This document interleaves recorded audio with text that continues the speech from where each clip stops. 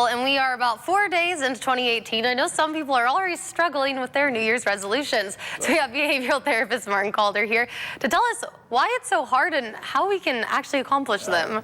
Well, why it's so hard is that anytime you've been doing something else than what you want to do for your New Year's resolution, it's going to be hard to change. Some people call it a habit, or it's just the way your lifestyle is. And so anytime you're going to make that kind of change, it's going to be a hard process.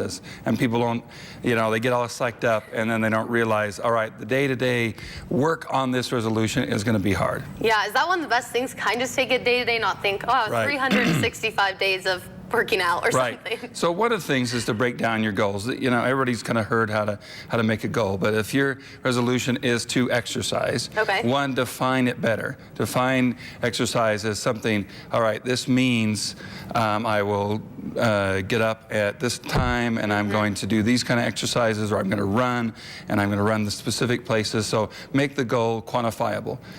Two, make it small enough. So if you've never run before, let's say you talked about running a half marathon. Yes, if you've never run, which I know you have, then you have to say, I just want to get up and get some stretching in and maybe walk around the block. That'd be like the first day.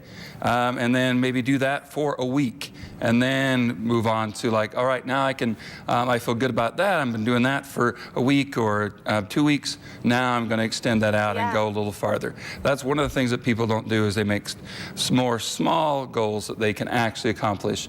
And then the other one is reinforce yourself. So that's the biggest part of staying with a goal is it's got to be something that you ultimately want to do, but sometimes getting up is hard. So it's like, well, if I get up in 10 days in a row, then I'm going to maybe buy something for myself or have a little treat, especially if dieting isn't your thing. So kind of rewarding yourself, and then the setting a plan seems to make a lot of sense, because if you just are like, oh, I'm going to make a huge life change and run 10 miles a day and you've never ran a mile, it can be really hard. Yeah, and that, like I said, for exercise especially, is if it's something you haven't done before, that's always a process. It's called differential reinforcement. You have to actually have those smaller goals in place to be able to do it. Okay, so if people want to contact you about this or anything else, how can they go about doing that?